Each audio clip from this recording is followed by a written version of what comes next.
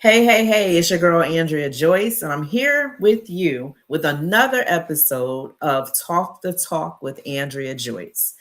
I'm so happy that you're tuning in today. I promise I'm not going to kidnap you, I'm not going to hold you long. I know I can talk a lot, but I just want us to talk about different things that affect our going and coming, our being better, our doing better, anything that can help us elevate and walk into purpose, walk into better days. We're tired of all the stress, right? If you're like me, you're tired of all the stress, all the things that happen in family life and friendships. And we want better. We want to be better. We want to receive better. And so we're going to do better. Today, I want to talk about a topic really quickly, and it's about having your setbacks be set ups for comebacks. So, in other words, when something negative happens in your life, we want to flip it and turn it so that it can actually be a setup for something good to happen. I remember in the Bible, it talks about how something was done for bad, but God turned it into something good. So we know that when we have a setback, it's very frustrating. It's irritating. It's annoying. It makes you just want to stop. And I'm going to use me as an example. You know, I'm very transparent. I tell you what it is. I am a writer. Before I became an author, I was a screenwriter. I wrote scripts for movies, I wrote scripts for plays, I wrote scripts for TV series. I was writing for a very popular show back in the day. And I did a lot of writing, a lot of writing, a lot of writing. Um, I'll never forget the first writings I ever did was in a composition notebook. I don't have a composition notebook, but it's something like this, black and white. But you remember how we were in like elementary school and we used to have that black and white notebook? I used to have about 12 of them. And in those 12 notebooks, I wrote different scripts.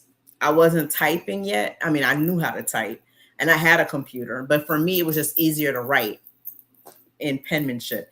It's something about writing, not typing, that releases something. I can't explain it. Typing is good and it's beneficial because eventually anything you're going to have to type unless you get one of those apps that can take a picture of what you write and it'll type it up for you.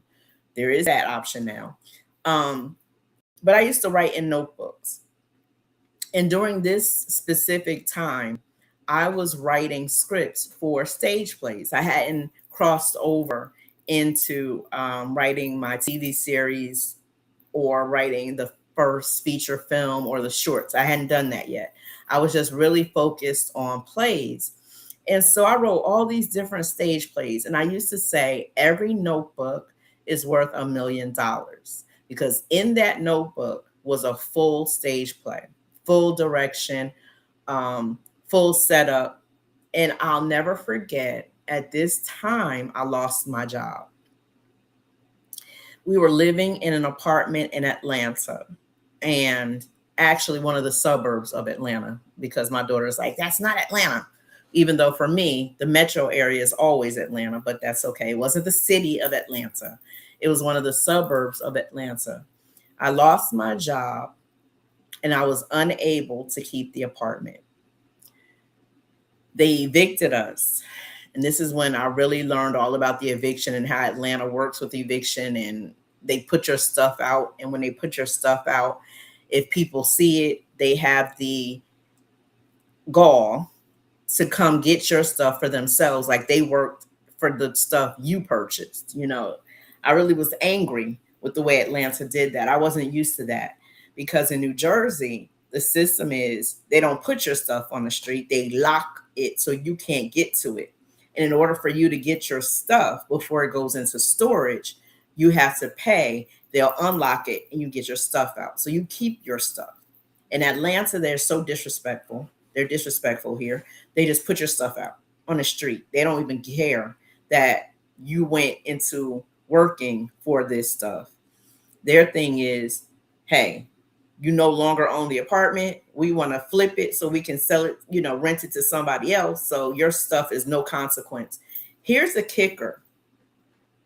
I had a washing machine and dryer that I bought from Sears before Sears closed down. It was one of the first things, major things, appliances, well, major things, period, that I had purchased. So I came home and I see all my stuff out, spread out, because where the apartment is, that's where they put your stuff. And I'm looking, I'm like, hey, I'm recognizing stuff, right? I'm looking, and the maintenance guys are on that maintenance truck, that they ride around the property in. Looks like a golf cart. In the back of that golf cart were my washing machine and dryer. And when they saw me coming, they zipped off because I was chasing after them, like, give me my ish. And they laughing and driving off. I'm not going to tell you the thoughts that I had then and the thoughts that just popped up in my head about them right now. So we're going to ask God to forgive me for those thoughts. But then at this point, I had name brand purses, name brand shoes, name brand clothes, jewelry. All that stuff was gone. All that stuff. And I mean, all that stuff was gone. My daughter's stuff, gone. They left literally junk. You know how in your house you'll have stuff you forgot about that you even had it. It's like in a closet somewhere, decorations and stuff. They left stuff like that.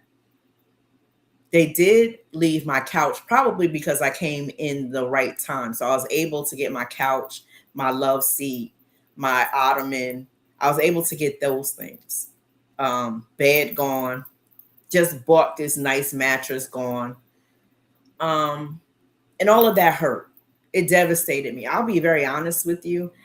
I think that is probably the last time that I had nice things on purpose, because it broke my heart to lose, especially my bags. If you know me, and a lot of you don't, because you met me at different phases of life, where you meet someone may not be the totality of who they are. Let me just say that to you.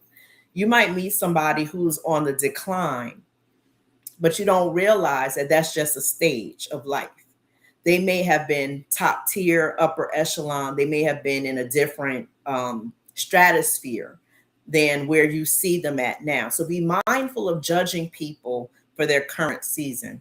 I want to leave that with somebody, because nobody really knows how I grew up until I tell them how I grew up. I struggled for a lot of years because the economy and the jobs that I did didn't match. What I was bringing home didn't match what I had going out. So it was always like a struggle to keep my head above water. I had a thing, or I used to have a thing. I was in love with purses and shoes. I was of the firm belief you could get an ugly outfit, but if you got the right bag and the right shoes, and your hair always had to be done. My aunt was a proponent for going to get your hair done every week. And growing up, she would send me to the hairdresser, because it used to be hairdressers back then. That's the title, to get my hair done.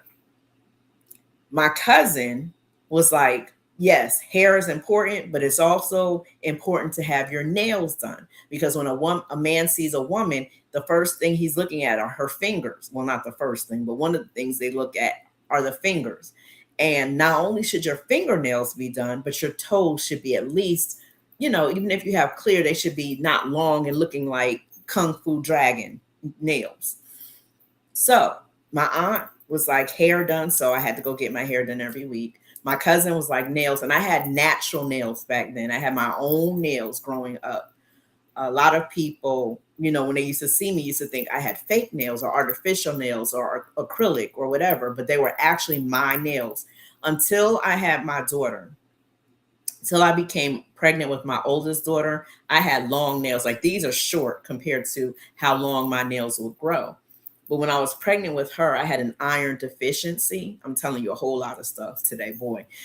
And so my nails started being brittle and broke and breaking. So I would get the acrylic nails then. Okay. So hair, nails, right? But for Andrea, me, the Northern Belle, I was a bag and shoe fiend. I loved a good bag. My first name brand bag was a Coach that my ex-boyfriend bought me. It was the bucket, the long, big one. And I was like 18, 19. I can't remember how old I was. But that was like my first purchase because before then I was a tomboy. So I could care less about a purse, a bag. But once I got that Coach, your girl flipped into girly girl mode. I was already getting my nails done, getting my hair done. Now came the bag. And the first time I went shoe shopping as an almost adult, nobody told me the sexiness of a shoe. I used to wear sneakers. I was a sneakerhead. My youngest daughter and I are very similar in that. I was worried about Jordans, Nikes, Adidas. I didn't care nothing about a shoe. It was all sneakers for me or Tim's. It was all that. It wasn't no cute shoe.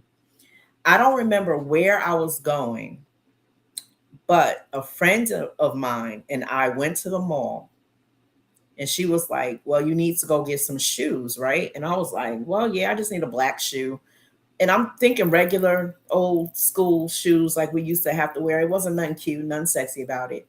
We went into, and I can never remember the name of the shoes, Bakers. I think it was Bakers, if I'm not mistaken. I think it was Bakers. And this is back in the day. Remember, I'm like 19, 18, 19, 20. I don't even think I was 20. I think I was 19. We went into Bakers and I was like, what are these? We're not even in the name brand shoe. We just talking about the sexiness of a shoe.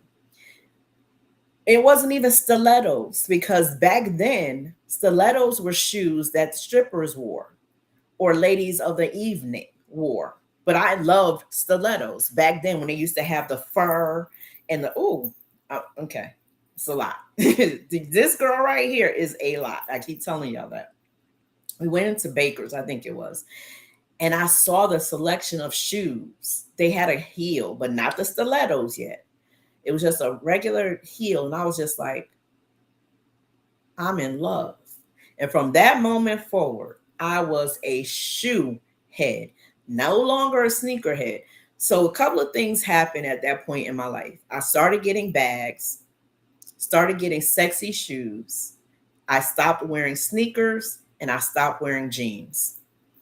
And I was the girl who wore nothing but jeans, jean shorts, and shorts.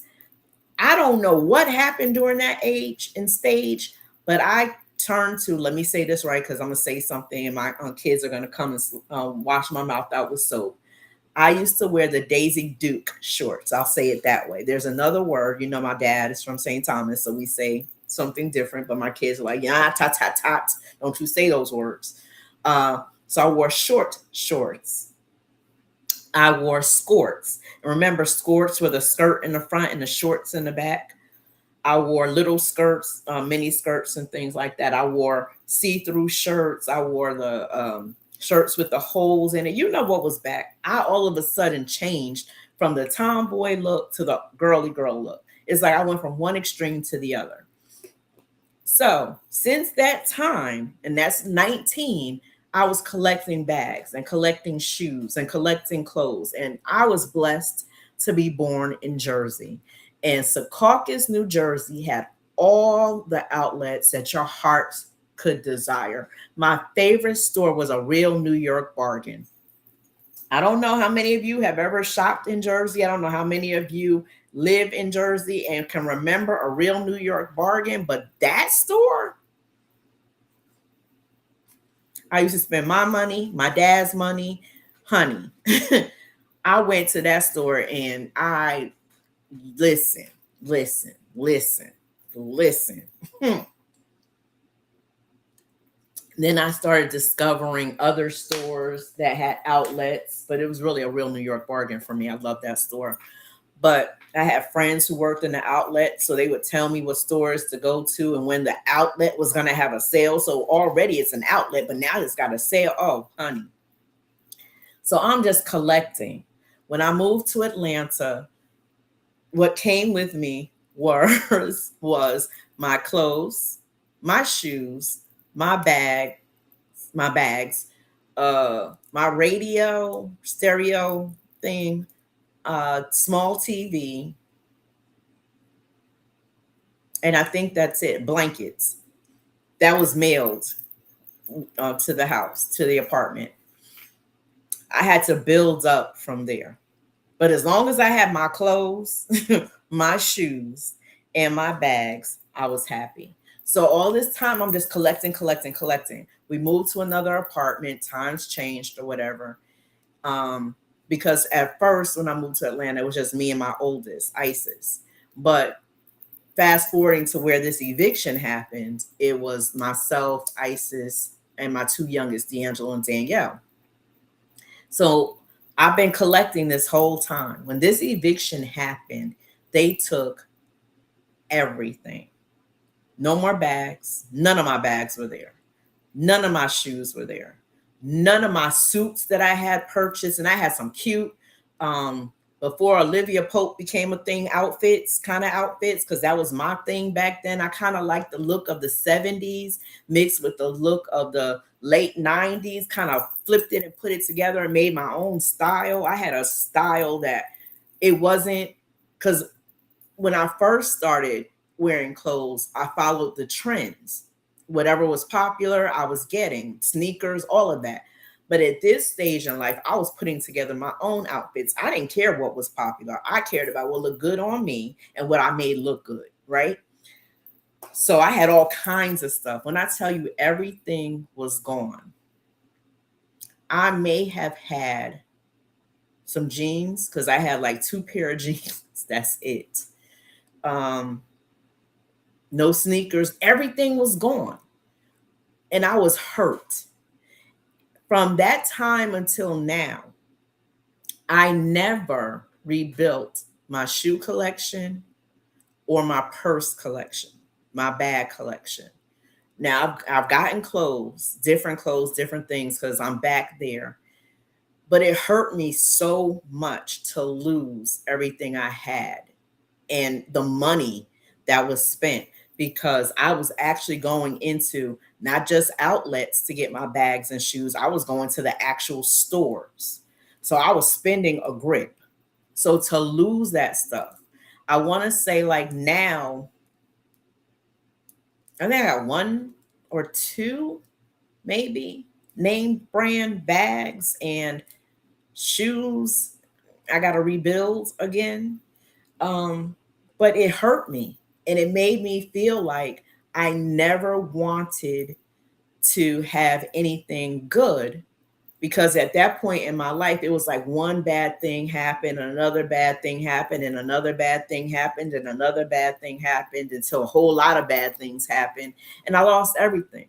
Every time I would start to get a little bit of something, something would happen and I would lose everything. So it kind of made me not even like, to be honest, I used to love gold jewelry. Two things happened. And I'm telling you this because these are all setbacks from my life. I used to love gold. I never wore silver. It was always 14 karat gold for me. When I was in a relationship with someone, their parent was on drugs and the parents stole my jewelry because I never slept in my jewelry. I used to have a rope chain. It wasn't hollow. This was the real deal. Like, yeah. And then I had the herringbone chain with this big cross on it that my ex-boyfriend had bought for me. I had a rope bracelet, a herringbone bracelet, because I used to love to match. I had like 3 rings that I used to wear. Earrings, of course, big earrings, because I always used to like big earrings. Now, I spent the night at my current boyfriend's house. Just like at my house, I always take my jewelry off. See, here's the thing that I need to tell somebody. When you are getting to know someone, when you're in a new situation, a new relationship, getting to know people, you need to be as honest with a person as you can be in the beginning. No, you don't have to tell your whole dissertation, but there's some key things that are very important. One of the things that's important is if you are in a relationship with someone and they don't know that you or your family members or friends have a drug problem, you need to let them know. If you're struggling with drugs, if you're on drugs, and I know people don't want people to know that because they don't want to be looked at a certain way. They don't want the stigma. You may not want to lose the person. But here's why it's important, because you have to give a person the opportunity to choose you with your flaws. You don't want to pretend and have your representative out and then someone finds out who you really are and walk away when your feelings have developed even more. And also, if it's not you, but it's around you, you want them to be able to prepare or to move differently. You want to protect them. The protection didn't come. I was not made aware that the parent had a bad drug addiction. I'm thinking their household is like my household. At my household, I can leave jewelry anywhere in the house, and my jewelry will be wherever I laid it. Now, I just so happen to keep all my stuff. I had a jewelry box in my room, but I don't sleep. Or back then, I didn't sleep in my jewelry, so I took it off with the expectation that when I woke up, my jewelry would be there. I woke up. Now, you know, when you put something in a specific place, you know where you put it, you know where you left it. But when you don't see it in that space, you're just like, oh my gosh, maybe I put it here, maybe I put it there. So I'm feverishly looking for my jewelry, all of it. Every piece is missing. And I'm like, and the pieces meant a lot.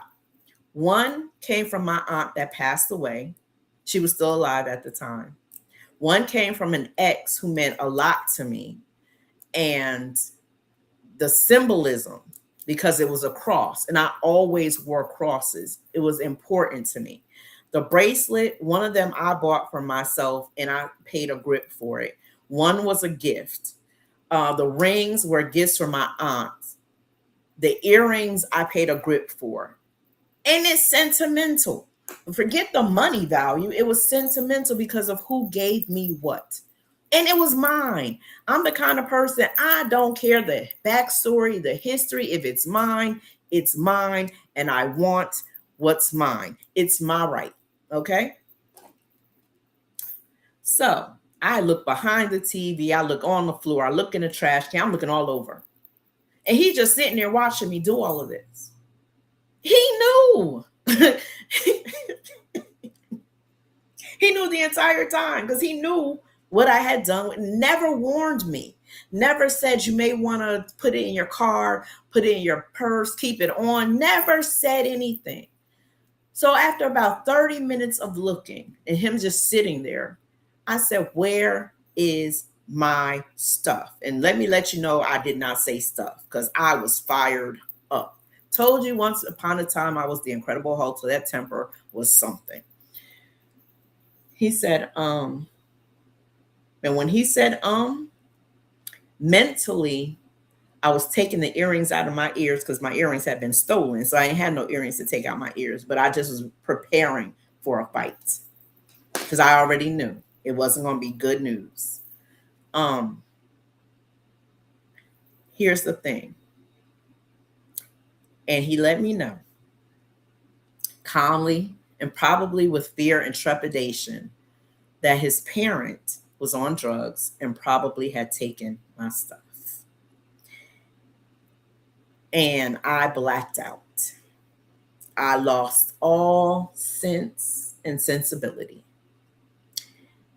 And the parent happened to pop in, and I tried to pop that parent's head off and his too. No remorse, because they're on drugs. There's no remorse. They're trying to get to that next high. Had he said that to me, I would have kept my, no, most likely, to be very honest with you, I wouldn't have stayed the night because I wouldn't have put myself in that situation. Or I would have taken my jewelry home and maybe come back, depending. But I would not have taken my jewelry off. Let's be clear.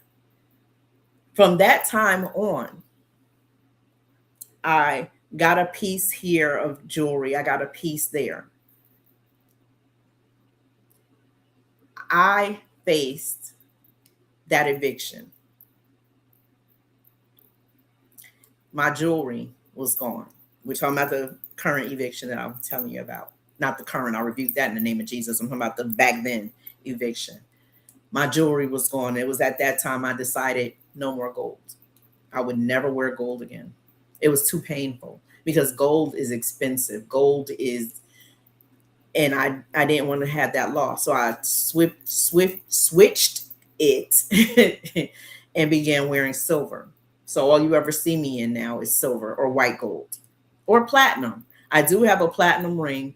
The stone loosened, so I had to take it to the jewelry store and get that replaced because it is my birthstone and it means a lot because it's from my father to my mother, and my mother gave it to me when he passed away, so I would have something of his because the diamond earrings he bought me were taken. That's another story for another time. It's about, oh, anyway, so much loss I've had in my life. And as painful as it was to lose my jewelry, as painful as it was to lose my bags, as painful as it was to lose my shoes, as painful as it was to lose my clothes, what hurt me even more, the most, was my notebooks. Now, these people ain't know. Back then, nobody really was writing and doing stuff in Atlanta unless it was music. We were just coming up. We were the people who were coming up with the Atlanta, TV shows and movies. And we started that at that point in time in the 90s. We were the ones that were doing that. I was a part of that crew. And I'm like, why would you steal my notebooks? And you don't even know what it is. You just taking stuff to take them. You probably thought they were empty. And I know nothing was done with them because I've never seen a stage play the first because they're different. They're not the average stage play. I cried my heart out because I lost millions of dollars. To me, they were all $1 million plays. Setback. Okay, I want you to keep that pinned in your thoughts. Years later, I wrote a TV series that I wanted to film. I wanted to write, direct, and produce. And we were doing that. We began filming, and I had a huge actors who volunteered to work with me. They weren't getting paid for it. They were getting SAG credit because it was an accredited show. We had venues that volunteered their spaces for us to film. I paid for nothing. And I didn't take it lightly. I honored that because I felt like this is the time. It is now. Let's get it done. And we went and we filmed. And I looked at the dailies. I looked at what we had filmed. And I was crushed. Mics were seen, blurry takes, people walking through that had nothing to do with the scene. The scene didn't sound as tight as it did when I had the headphones on. It destroyed me. And I walked away from filming. Setback. I decided 2 years was enough time. Let me get back to filming. Let me have a more personal crew as opposed to what I had 2 years prior. People who I actually know, who I care about, We start filming. I'm thinking everything is good. It's not working.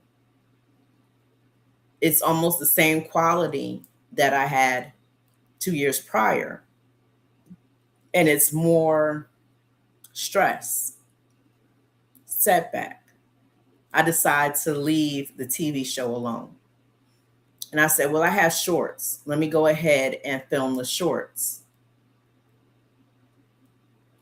People lost footage, cameras being seen because it was 2 cameras, 3 cameras on set, cameras being seen, mics, people walking off the set, noises in the background being picked up. I'm getting emotional because this is my life's dream. This is my love. Setback. I stop completely. I'm done.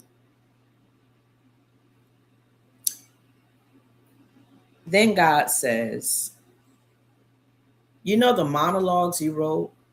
Why don't you go ahead and put the monologues together, the struggle monologues of young adults, youth and young adults. Why don't you put them together and have a play of monologues?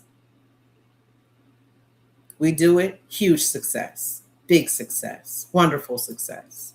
So I'm like, yes, if this can work, let's get back to filming. It doesn't work. Setback. I leave filming alone completely. Minding my business 2019, God says, or 2018 at the end, he says, you know those monologues you did of love and the short play that you did about love? Valentine's Day is coming. Why don't you do the monologues on love? Call it conversations. Mind you, at this point, I've lost everybody. People have gone on to star in big, big, big ticket films. We're talking about Hollywood films. You'd be surprised the people I know. They may not remember me. Some do, some may not, because I was that, girl who had big dreams and worked for another production company. But I met a lot of people during this time. But they had gone on to TV shows. They're in Hollywood. They've moved to Cali. They're directors. They're producers. They're doing big things. There's no one I can say that has not succeeded. And that's a blessing in itself to know people that I worked with that volunteered to work with me that are doing big things. I think that's a feather in my cap. I'm just excited that I knew them when. But for me, I'm at a loss. I have lost. Setback.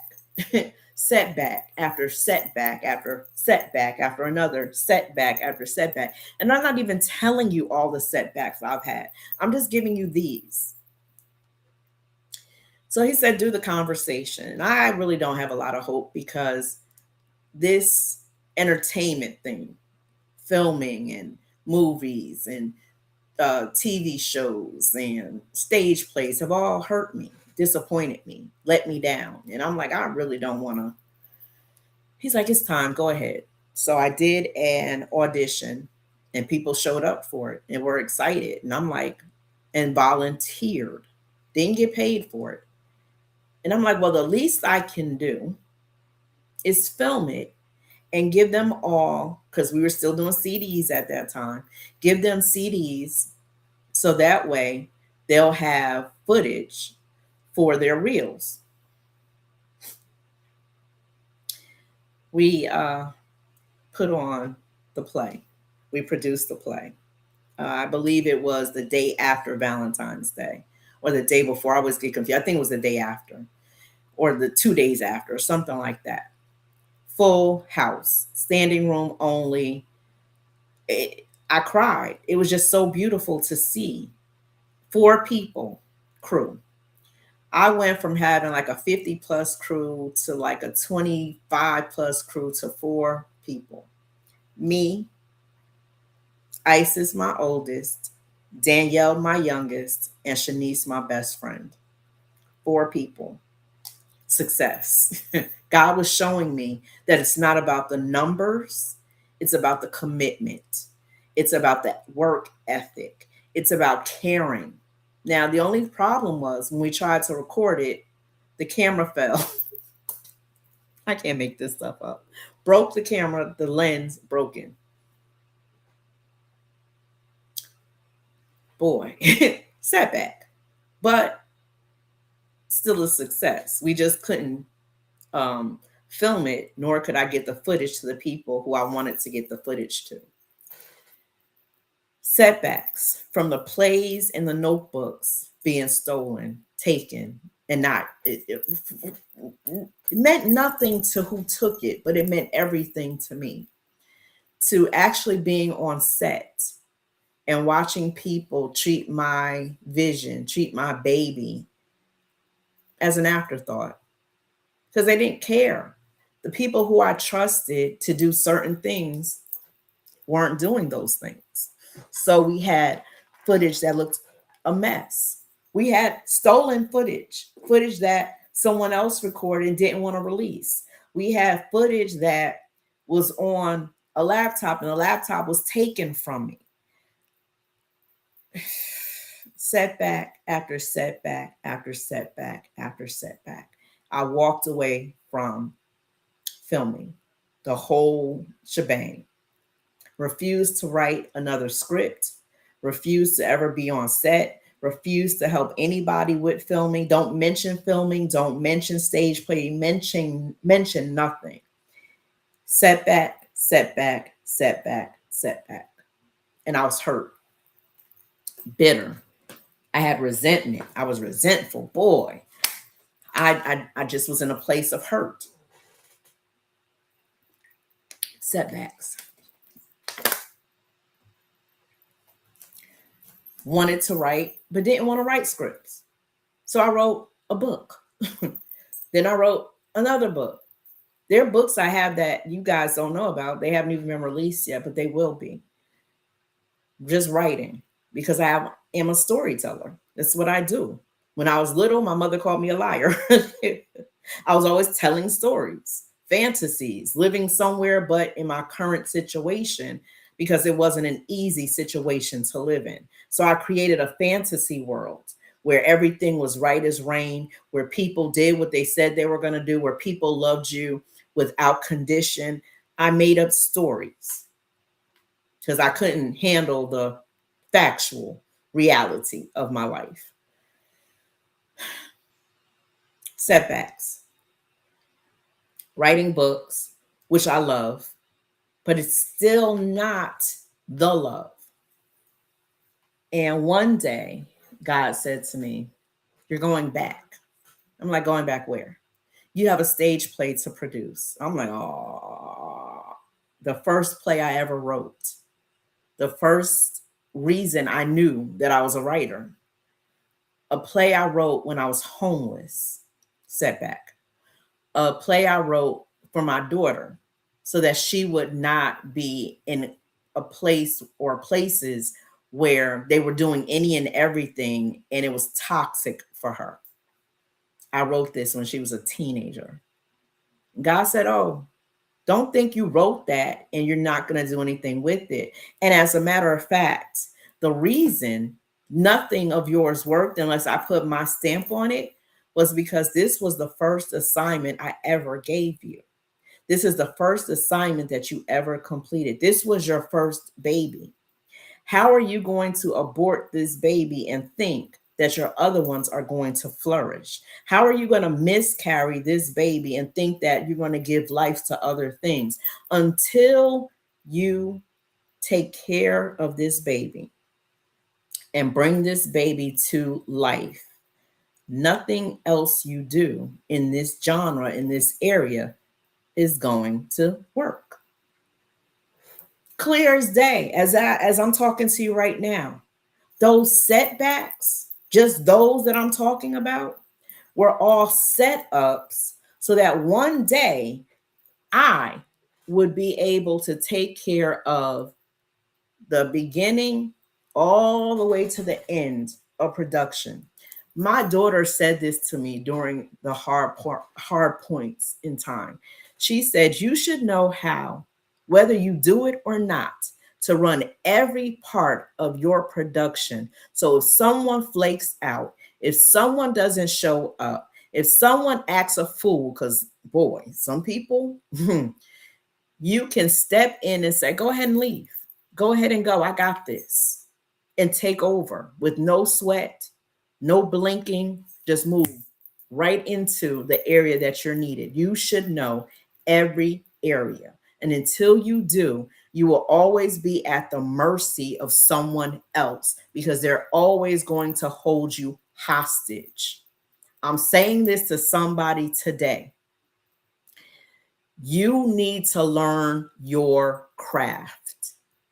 You need to know your craft, not just the entertaining parts, not just the fun parts, but you need to learn the business behind it. You need to know resources. You need to meet people. You need to know areas. You need to know venues. You need to know anything that has to do with your craft. So no one can ever hijack your vision. You will never be at the mercy of anybody else because you're going to do it for yourself, even if you don't need to. But just to have the knowledge that in case something goes awry, I can step right in because it's mine and I want to birth my baby. Let me tell you what I've learned. I've learned to get a monitor. So when we're filming, I'm not using my naked eyes looking to see what it looks like because what it looks like to my eyes are not what it looks like to the camera. We have two different versions of sight. And what people are going to see on the big screen or the small screen is not what you see with your naked eyes. It's what that camera sees. So if you have a camera person, you can't say, hold on, let me look, but you can have a monitor. You can say, wait, let me hear how it sounds because you're on headset and you're listening. Do you hear any background noise? Do you need to retake? And then you learn to be patient and not to rush through a production because it's taking 12 to 13 to 14 to 20 hours to do. Because there are times it's going to take 25 takes to get one 30-second piece that looks right. Because you got to edit and you got to give yourself and your editor, or if you're the editor, enough scenes in order to make one scene look right. Enough takes, to make one scene look right. This is just in the filming part. I don't know what your craft is. If your craft is writing, set yourself up so not only are you the writer, but what happens when you finish your book? Suppose no publishing house wants to produce it. Or if they do, they want you to change your story and you don't want to change it. So then you learn how to publish on your own and become self-published. And once you get enough notice, there are going to be publishing houses beating down your door to publish you. Or you can continue to be self-published. How about you do music? And all these people are competing to get with this record company and that record label, and this record label is evil, and this record label, you got to sell your soul and you got to do this. So then you become an independent artist and you write your ticket. You can have whatever it is you want because you have the #1 diamond garnered music. Don't ask me, I'm not in the music industry, but you're a big hit now. And you can go with that record label, you can go with that record label, or you can create your own. So you don't have to answer to anybody because it's yours. Your setbacks are not to keep you in a holding pattern. Your setbacks are not sent for you to stay in that setback. Your setbacks are to teach you lessons that you should not repeat. Mind you, I repeated my setbacks. When it came to losing the notebooks, I should have automatically gone to computer, but I wrote more in notebooks. The setbacks of eviction, you don't get into a place you can't afford trying to figure it out. Because at some point in time, you're going to have to pay the piper or the landlord or the leasing manager. You're going to have to pay rent. And if you don't have it, you set yourself up to be evicted again. Setbacks, lessons that you need to learn. And some of the lessons weren't even mine. Like I wasn't getting evicted, but I was entrusting myself to stuff to someone because I didn't have enough storage space, and they may have gotten evicted. So I lost my diamond earrings and my oh, I can't think of the bracelet. You know what I'm talking about though. Um, Diamonds all around. I had diamond earrings and a diamond tennis bracelet, a matching tennis bracelet, all gone because someone else got evicted and they didn't tell me. Lost my daughter's chest that she got from my dad after he passed, and she treasured it. It was lost because someone was holding it for me and they got evicted and they didn't tell me. Lost things that I put in storage and lost jobs and was not able to afford the storage. So stuff in storage was sold and somebody's enjoying it to this day. A setback is to show you where you might have fumbled the ball, where you may have taken a misstep, where you might have been in a situation that you don't ever want to repeat again. And as you're able, you don't repeat it again. So setbacks hurt. They hurt a lot. They take you sometimes years to resolve. But they're not all bad because they're lessons that you can learn for life. So just like there were mics on screen, now when I have a monitor, I can see, hey, cut, lift that mic up, hold it at that degree, put it at that angle, go this way instead of that way. I can see now. I can see what the camera sees, not my natural eyes. And sometimes in life, your natural habits, your natural eyes, your natural senses get you into trouble. So what you need to do instead of focusing on your natural is to focus on your spiritual sight, your spiritual smell, your spiritual taste, your spiritual hearing, your spiritual touch. You need the spiritual senses, your discernment. Sometimes you in the natural can't see because it's not happening naturally. Ephesians 6:10 tells us we're not fighting against flesh and blood. Natural is flesh and blood. But if it's spiritual attacks and spiritual warfare and spirit, then you got to fight it not with your natural. You got to fight it in the spirit. Prayer, praise, worship, fasting. These are some of your spiritual resources. Asking God to show you and tell you the truth and take the blinders off. It's not always going to be comfortable because you're going to get information you don't even want. Like there are times I'm like, God, can I just pretend? Can you not tell me what was that song? I don't really, wait, no, that's not how it goes. I don't want to know if you're playing me. I know I can't sing, but that's the song. I use that as a mantra. I don't want to know. And God is like, you are going to know because you're spiritually tied in and you have discernment. You prayed for discernment. I'm not going to give you discernment in one area and not give you discernment in all areas. So there's things I don't want to know and God exposes them. And I'm like,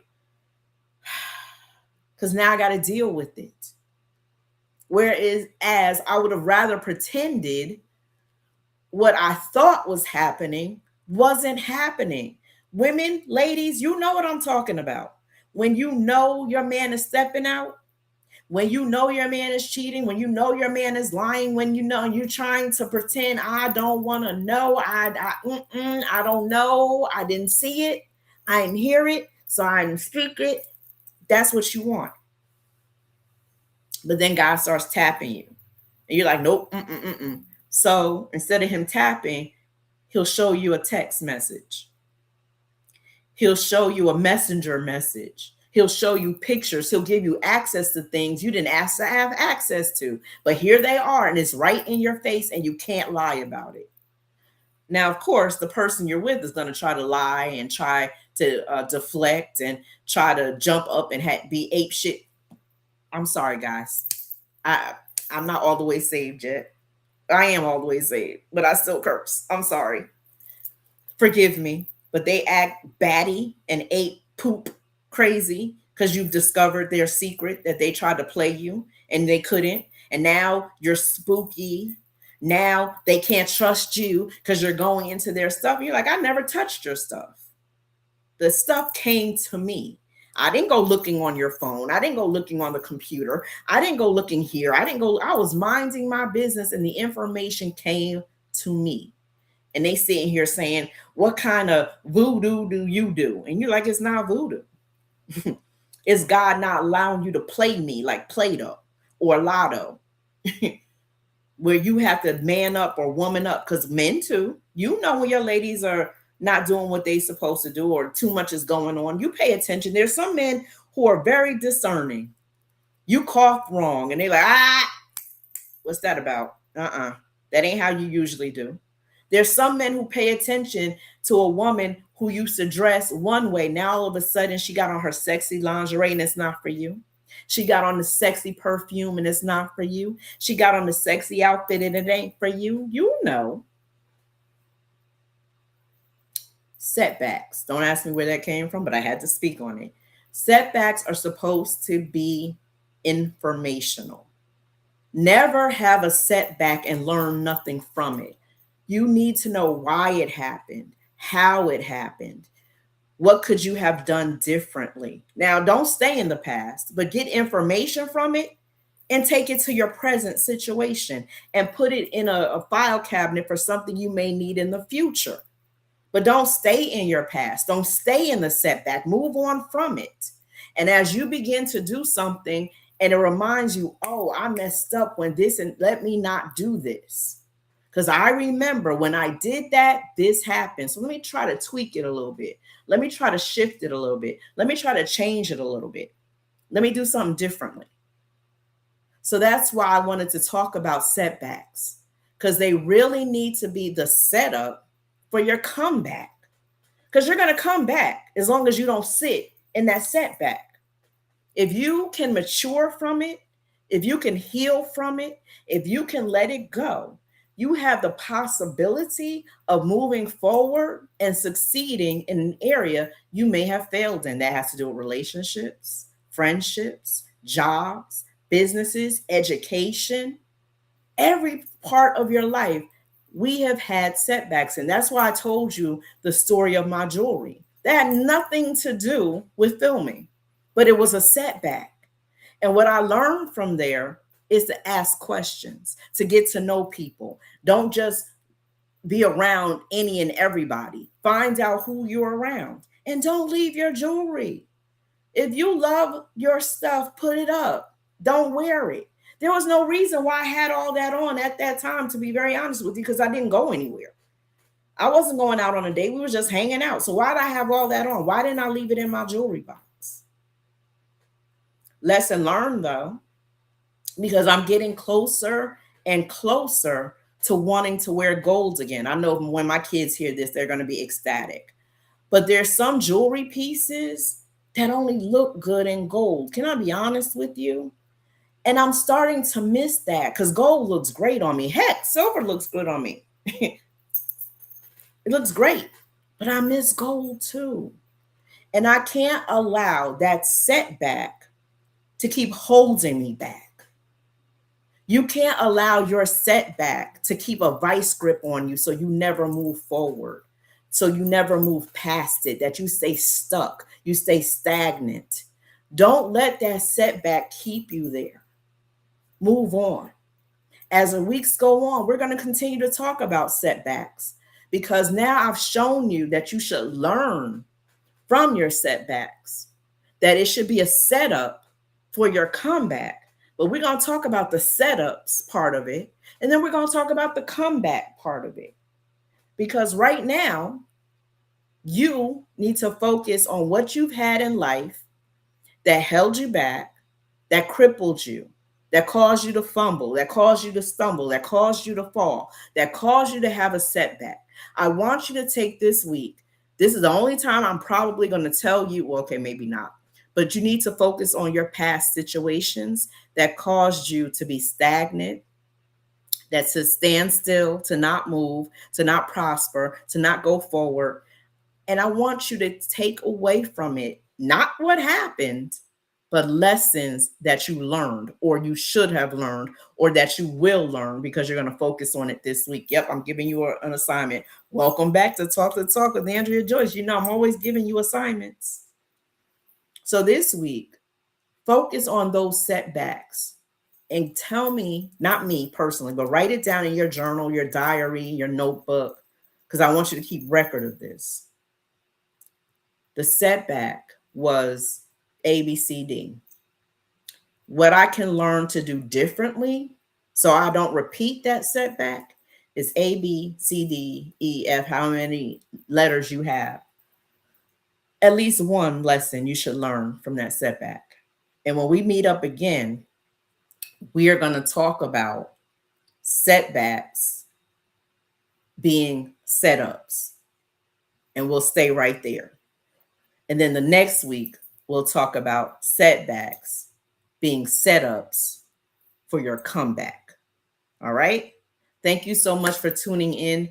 Again, I apologize for that word just flying. I don't know where it came from. It just went and I wasn't able to stop it. I didn't mean to disrespect anybody. Please forgive me. I'm asking for your forgiveness. I will do better next episode. Remember, do what you love what you do, and always, always, always keep God first. Have a great rest of your week. I'm Andrea